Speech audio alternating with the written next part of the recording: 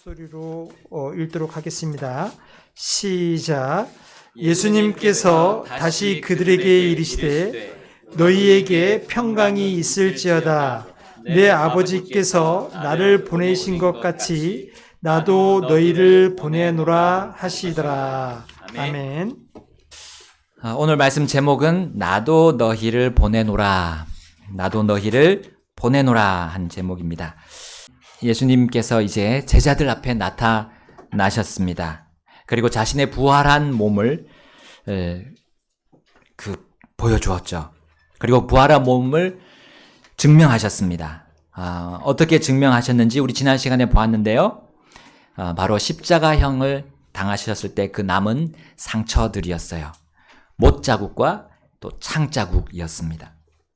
자, 이걸 보여주셨음에도 제자들은 긴가민가했어요. 예수님은 어떻게 그 자신의 부활을 또다시 증명하셨습니까? 음식을 드심으로 증명하셨습니다. 자, 주님은 그들이 저녁 식사 자리에서 먹고 있던 그 구운 생선 그리고 꿀벌집을 받아서 드셨어요. 주님은 그들의 불신과 그 마음의 강팍함과 또 불안해하는 그 연약함을 아시고 그들을 바로잡아 주시려고 최선을 다하셨습니다. 여러분, 우리 사람은 하나님의 살아계심, 또 하나님께서 역사하시는 것, 활동하시는 것을 믿지 않으려는 그 본성을 가지고 있습니다. 누구나 가지고 있습니다.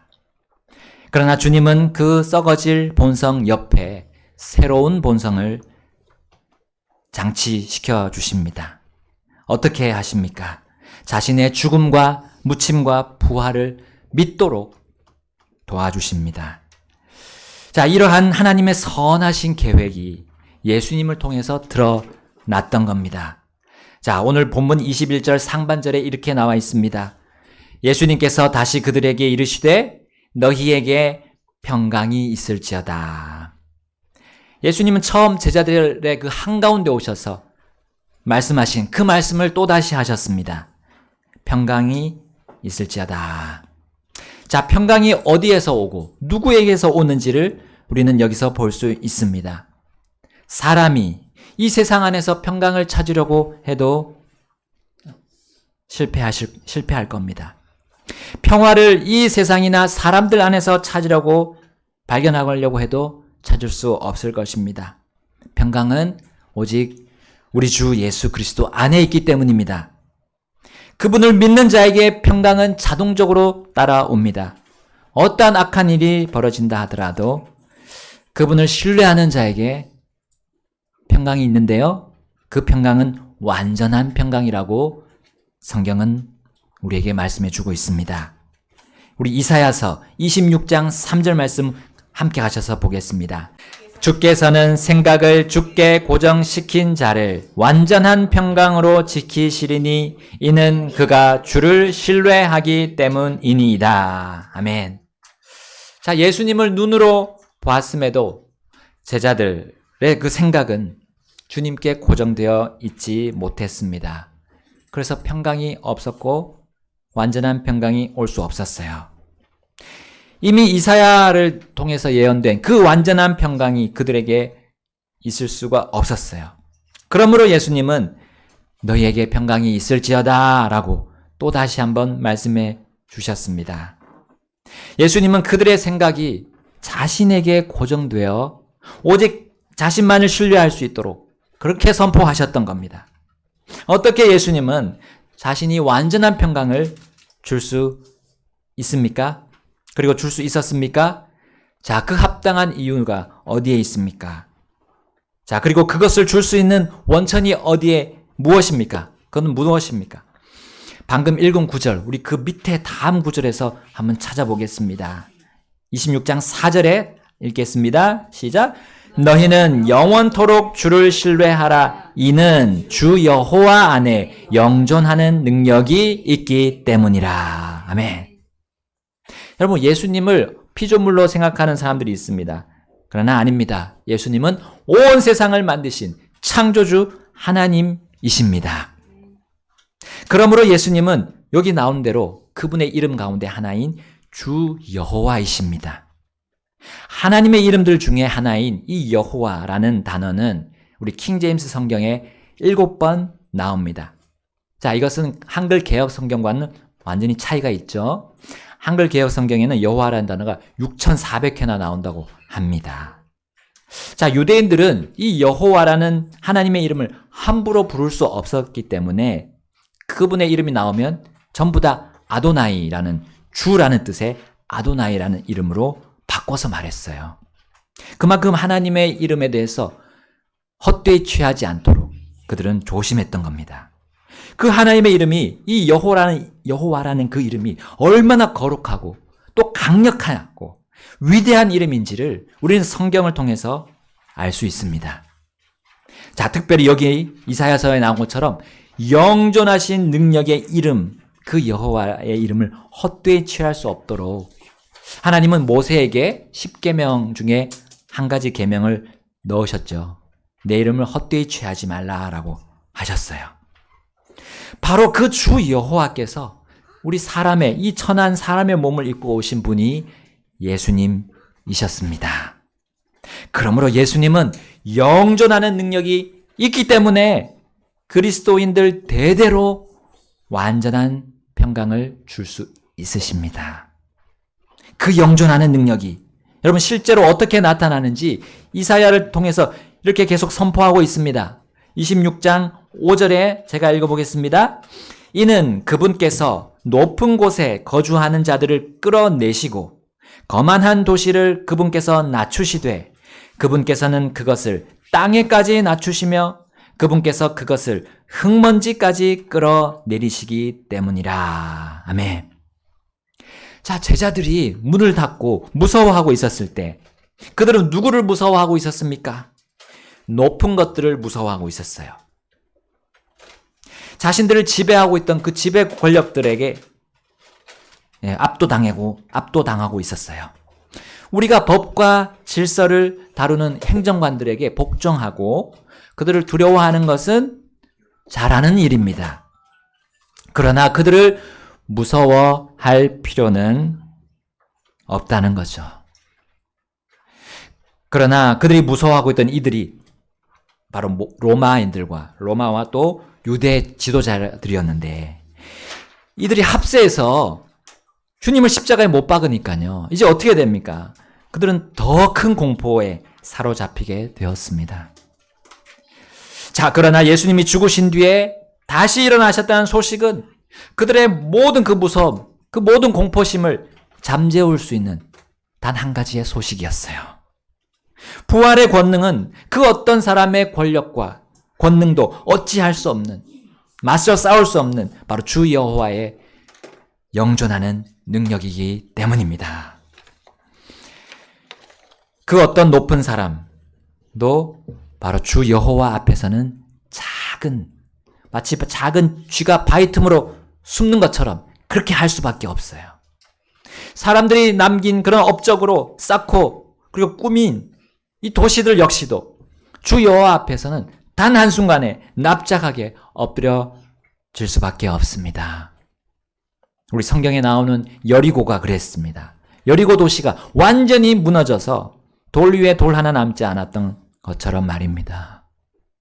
또한 이탈리아의 폼페이, 옛날의 폼페이 그 도시처럼 그 건물 잔해에서 나온 흙먼지조차도 올라갈 수 없고 그 땅 속에 티끌이 되게 하시는 분이 바로 주 여호와이십니다. 여러분 또 우리 시대에서 많이 봅니다. 특히 지진이 나면 그 높았던 건물들이 다 무너지고 또 주님을 거부했던 그 종교의 많은 탑들이 다 무너져 내리는 것을 우리는 보았습니다. 바로 그 능력의 주님이 인간의 몸을 입고 오셨는데 그 예수님께서 그러한 권능을 가지고 그들에게 나타나셔서 제자들에게 나타나셔서 평강이 있을지어다 하셨어요.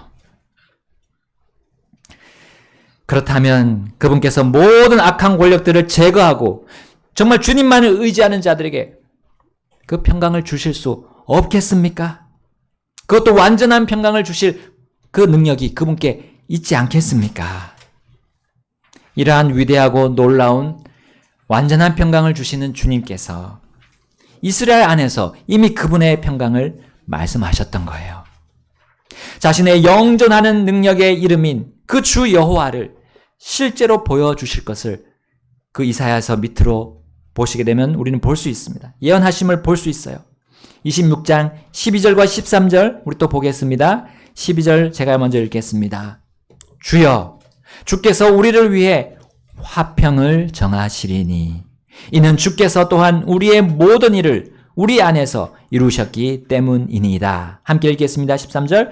오 주 우리 하나님이여, 주 외에 다른 주들이 우리를 지배하여 싸우나 우리가 오직 주를 힘입어 주의 이름을 언급하리이다. 아멘. 그 주의 이름 안에 영존하는 능력의 이름인 바로 주 여호와도 거기에 함께 포함되어 있음이 당연합니다. 그 이름은 죽은 자들을 살리는 이름입니다. 죽은 몸을 일으키는 이름입니다. 19절 말씀 우리 함께 읽어보겠습니다. 26장 19절. 자, 시작. 주의 죽은 자들은 살겠고 그들이 내 죽은 몸과 함께 일어나리이다. 티끌에 거하는 자들아, 너희는 깨어 노래할지어다. 이는 주의 이슬은 채소의 이슬 같으니 땅이 죽은 자들을 내어놓을 것이기 때문이라. 아멘. 예수님이 주시는 그 완전한 평강은 우리의 몸이 죽은 채로 있지 않고 반드시 부활할 것을 믿음으로부터 나오는 거예요. 얻을 수 있는 거예요. 주 여호와의 능력, 이러한 영존하는 능력의 이 말씀을 내가 믿는다면 그 놀랍고 위대한 평강을 얻을 수 있습니다. 그러나 영존하는 능력을 가지신 주 여호와를 믿지 않는 사람은 늘 불안해서 헤어나오지 못할 것입니다. 그 영존하는 능력의 주 예수 그리스도를 구주로 믿지 않고 또한 내 인생의 주인으로 삼지 않는다면 어떤 일이 벌어질까요? 이 제자들의 모습과 같지 않을까요? 계속된 슬픔, 눈물, 그걸 결코 닦을 수 없을 겁니다. 이 시간 그분께서 자신의 말씀으로 우리 한 사람 한 사람에게 말씀하고 계십니다. 모든 피조물과 모든 권력과 모든 세상 질서가 복종하는 이 주 여호와이신 예수님을 믿고 신뢰하여 완전한 평강을 얻으라고 말씀하고 계십니다. 그리고 격려하고 계십니다. 도전하고 계십니다. 죽음의 운명을 생명의 운명으로 바꿀 수 있는 그분께 우리가 엎드려 구하라고 격려하고 계십니다. 여러분, 이 시간 이 주 여호와께 날 좀 살려달라고 부르짖지 않겠습니까?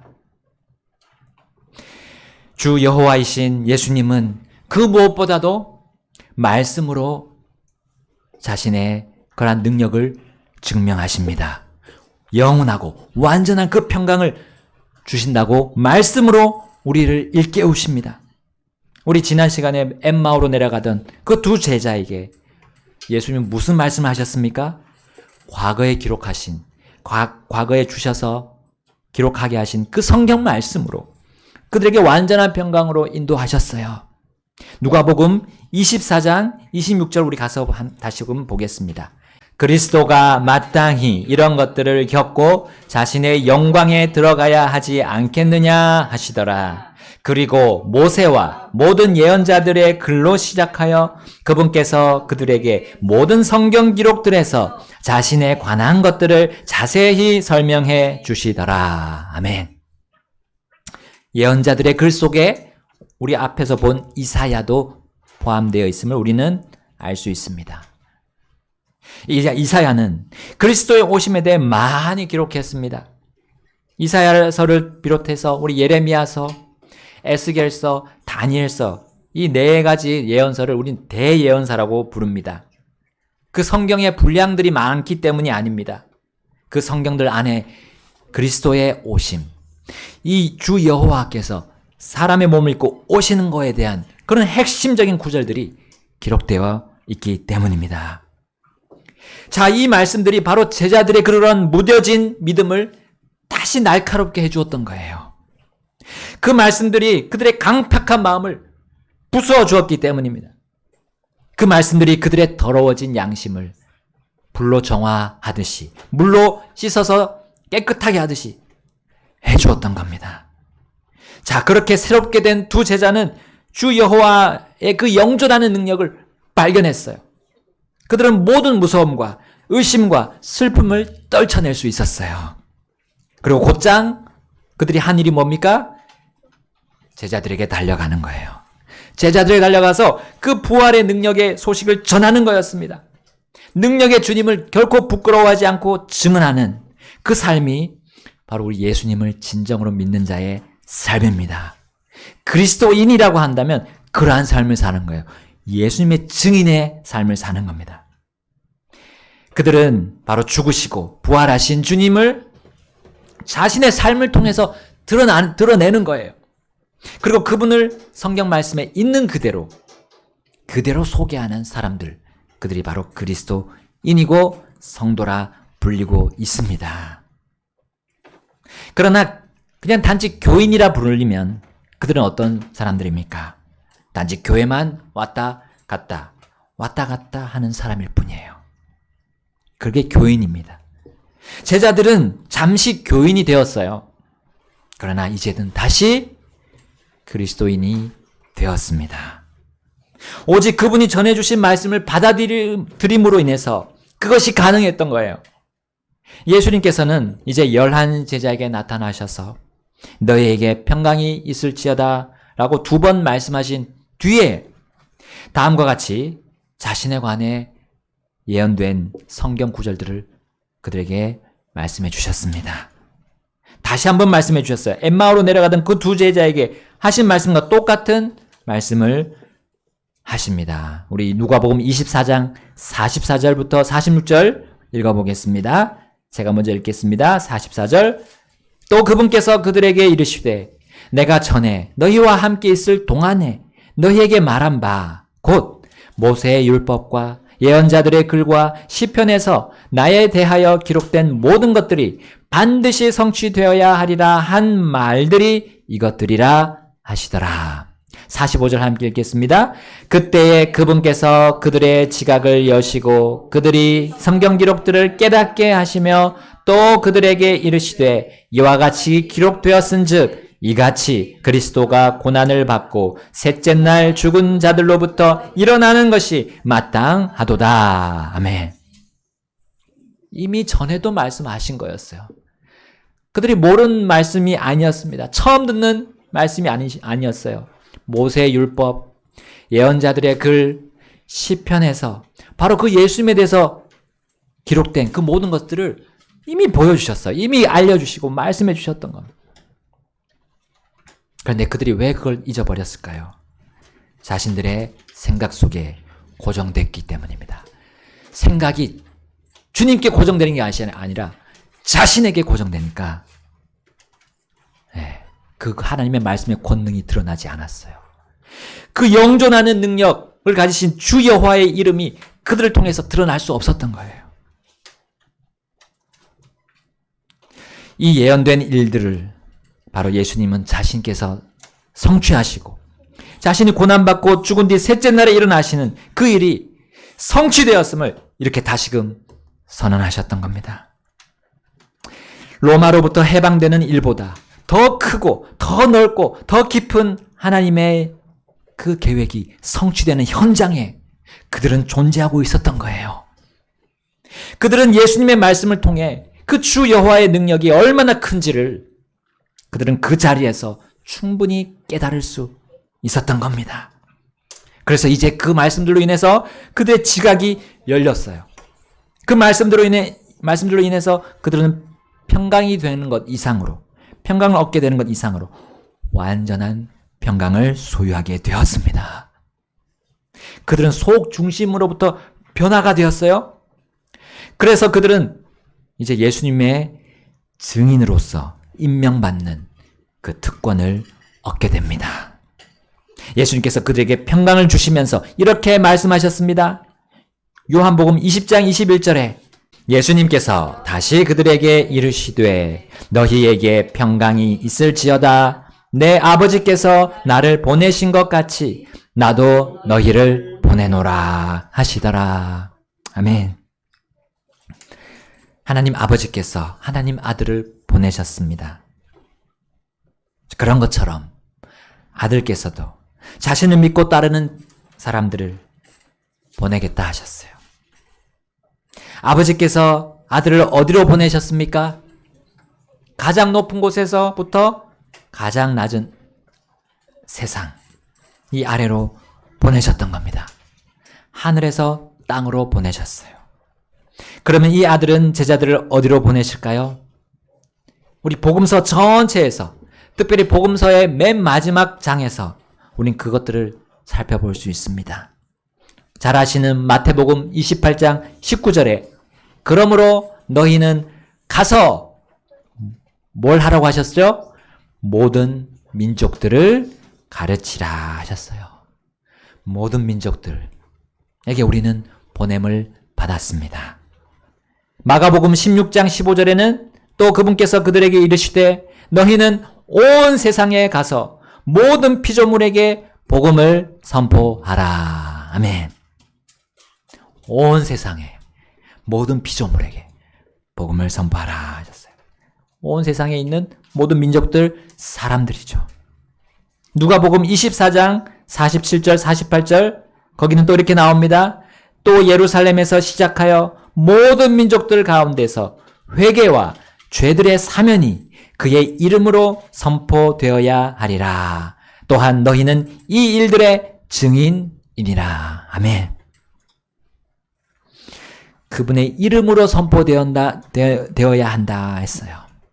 그분의 이름 주 여호와, 영존하는 능력의 이름으로 우리는 선포하는 겁니다. 여러분, 그러므로 우리는 주님의 이름을 부끄러워할 이유가 없습니다. 모든 권력을, 모든 피조물을 자신의 발 앞에 굴복시키는 그분의 이름으로 우리는 세상으로 나가라고 주님의 부르심을 받고 여기에 우리 함께 모여 있습니다. 하나님은 제자들에게 아무것도 주지 않고 보내겠다고 하지 않으셨죠? 무엇보다도 강력한 자신의 이름을 주셨습니다. 주 여호와라는 영존하는 그 능력의 이름을 주셨습니다. 또한 이름 자체가 구원이라는 그 예수라는 이름 주셨습니다.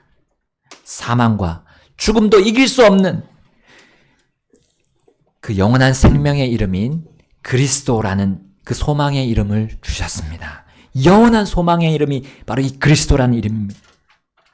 바로 이 하나님의 이름의 증인이 될 수 있도록 주님은 모든 성도들에게 무너지지 않는 든든한 그 배경을 우리에게 주셨어요. 바로 그분의 이름입니다. 그분의 이름을 믿는 자들에게는 세상이 줄 수 없는 영존하는 완전한 그 평강을 주실 뿐만 아니라 또한 예수님은 자신이 이렇게 위대한 존재임을 말씀해 주십니다. 마태복음 28장 18절에 이렇게 나와 있습니다. 이에 예수님께서 그들에게 나와 말씀하여 이르시되 하늘과 땅에 있는 모든 권능이 내게 주어졌느니라. 아멘. 그러면서 이제 19절에 그러므로 너희는 가서 모든 민족들을 가르치고 아버지와 아들과 성령의 이름으로 그들에게 침례를 주며 무엇이든지 내가 너희에게 명령한 모든 것을 그들에게 가르쳐 지키게 하라 하셨어요. 예수님의 그 이 하늘과 땅에 있는 모든 권능을 받으신 그 예수님 그 이름을 가지고 나가는 겁니다. 나가는 거예요. 자, 그러니까 어떤 일들이 벌어집니까? 하늘과 땅의 모든 권능이 어떻게 그 예수님의 그 이름을 가지고 나가는 그 사람들을 통해서 어떻게 드러났습니까? 마가복음 16장 16절에서 18절 말씀 이렇게 나와 있습니다. 믿고 침례를 받는 자는 구원을 받을 것이요 믿지 아니하는 자는 정죄를 받으리라. 또 이런 표적들이 믿는 자들에게 따르리니 내 이름으로 그들이 마귀들을 내쫓고 그들이 새로운 언어들로 말하며 그들이 뱀들을 집어올리고 또 그들이 어떤 치명적인 것을 마실지라도 해를 입지 아니하며 또 그들이 병자들에게 안수하면 그들이 회복되리라 하시더라. 아멘. 믿는 자들이 그분의 이름에, 예수님의 이름의 권능을 믿고 세상으로 갔을 때 바로 이러한 놀라운 표적들이 일어났습니다. 그들은 예수님처럼 마귀들을 내쫓았어요. 그리고 타국어를 할 수 없는 사람들이 새로운 그 타국어, 새로운 언어들로 예수님을 증언했어요. 그리고 그들이 듣게 하고 듣고 믿게 했습니다. 심지어 뱀의 독도 그들에게 해를 주지 못했어요. 우리 바울이 독사에게 물렸지만 전혀 문제가 없었어요. 그 지역에 있는 사람들이 그 뱀에게 물리면 반드시 죽는 걸 알고 있었지만 바울이 죽지 않았죠. 그러면서 그들이 하나님의 말씀을 들을 수 있는, 복음을 들을 수 있는 계기로 하나님께서 사용하셨어요. 그들을 미워하여 죽이려고 해도 죽이지 못했습니다. 예수님이 하신 것처럼 병자들을 안수하면 낫게 하셨어요. 자, 이런 능력들은 오직 주 여호와, 그분의 그 영존한 능력 안에서 나왔음은 두말할 필요가 없습니다. 사람에게서 나지 않았어요. 하나님에게서 났어요. 물론 이 모든 표적들은 자신의 말씀, 하나님이 그 자신의 말씀을 확증하기 위해 사용하셨어요. 그래서 마가복음 16장 20절에 이렇게 나와 있습니다. 그리고 그들이 나가서 모든 곳에서 복음을 선포하니 주께서 그들과 함께 역사하시며 따르는 표적들로 말씀을 확증하여 주시더라. 아멘 했습니다. 그리고 자신이 세상에 보낸 제자들도 그렇게 할 수 있도록 똑같은 능력을 예수님께서 주셨어요. 자, 지금은 우리가 이 말씀이 완성이 되어 있습니다. 말씀을 확증할 수 있는 이런 표적들은 이제 사라졌어요. 완전한 것이 올 때 방언하는 거, 모든 그런 은사들, 병 고치는 거 사라진다고 하셨습니다. 그 완전한 것이 무엇입니까? 하나님의 말씀 아닙니까? 그 당시는 하나님의 말씀이 아직 완성되지 않은 과도기의 시기였어요. 그래서 하나님께서 제자들에게 그 예수님의 그 능력을 부어줬습니다. 주 여호와의 그 능력을 부어주셨어요. 그러나 이제는 우리가 이 완전한 성경을 가지고 있고 이 말씀으로 얼마든지 우리는 하나님의 그 놀라운 권능을 보여줄 수 있습니다. 물론 주님은 지금도 우리의 기도를 들으십니다. 그래서 우리의 기도를 통해서 또 병자들을 낫게 하십니다. 또 죽어가는 사람을 또 살리기도 하십니다. 단지 우리는 주님의 그 권능의 표적들이 담겨 있는 이 성경 기록들을 믿는 믿음이 필요합니다. 그 믿음으로 우리가 해야 할 일은 표적을 행하는 것이 아니라 그 표적이 확증해 보여준 말씀, 주님의 말씀이에요. 말씀을 있는 그대로 우리는 전할 뿐입니다. 근데 그렇게 되면 그 말씀이 효력을 가지고 사람들 마음속에 들어가서 사람들을 주님을 믿도록 변화시켜 줄 겁니다. 바로 우리는 주님의 증인이 될 필요만 있는 거예요. 주님이 어떻게 이 세상을 사신 것처럼 우리는 그렇게 살아가는 겁니다. 부활의 증인이 되어야 됩니다. 부활의 증인. 죽고 끝나는 것이 아니라 예수님은 부활하셨어요. 새로운 힘을 다시 회복하셨습니다. 우리에게 다시 회복해 주시고 또 주님의 일들을 할 수 있도록 도와주십니다. 그래서 우리는 주님의 일을 하기 전에 주님에 대해서 알아야 돼요. 주님에 대해서 연구하고 주님이 어떤 분이신지 계속 알아가야 됩니다. 그러지 못하면 우리 주님의 일이 와도 그걸 할 능력을 받을 수 없어요. 우리가 주님의 일을 할 수 있는 능력은 주님께로부터 오는 겁니다. 내가 주님을 얼마나 알고 있습니까? 하나님께서 성경으로 계속해서 우리 매일매일의 묵상 시간을 통해서 알려주고 계시고요. 교회에서 또 이렇게 알려주고 계십니다. 설교 시간을 통해서 또 성경 공부 시간을 통해서 하나님은 알려주고 계십니다. 그것을 제자들은 자신의 생각으로 받아들이려고 했기 때문에 실패했어요. 그러나 예수님은 다시금 그들에게 찾아오셔서 나를 바라보라 라고 하시면서 다시금 말씀해 주셨습니다. 여러분, 우리는 주님께 생각이 고정되어 있는지, 그리고 거기서 나오는 완전한 평강 가운데 있는지 살펴봅시다. 그리고 주님의 그 증인으로서의 삶을, 바로 복음을 전파하는 그 삶을 우리가 행할 때 우리 불신자들을 우리가 일깨우는 그 일을 하게 될 겁니다. 놀랍게 불신자들이 말씀에 굴복하고 깨어나게 되는 그 일들을 우리는 목격하게 될 것입니다. 그리고 그들은 영원한 죽음에서 건진받는 놀라운 일들로 우리는 주님께 찬양하며 간증하게 될 것입니다. 주님은 우리를 세상에 보내십니다. 보내고 계십니다. 자신에 대해서 제시하시고 자신이 어떤 분인지를 알게 하시고, 그리고 평강 가운데서 또 권능 가운데서 지혜 안에서 전할 수 있도록 우리 옆에서 함께 동행하고 계십니다. 그리고 우리 안에 부어주신 그 영이신 성령님의 인도를 우리가 따라갈 수 있도록 우리에게 권능과 힘을 주고 계십니다. 이 시간 우리 주님 앞에 나아가셔서 주님께 기도하지 않겠습니까? 주님께 말씀드리십시오. 나의 어떤 문제든지 주님께 나아가서 말씀드리십시오. 그러면 주님께서 그 말씀으로, 주님의 말씀으로 우리를 인도하시고 확실한 평강 가운데로 인도해 주실 것입니다. 이 시간 다 같이 기도하시겠습니다.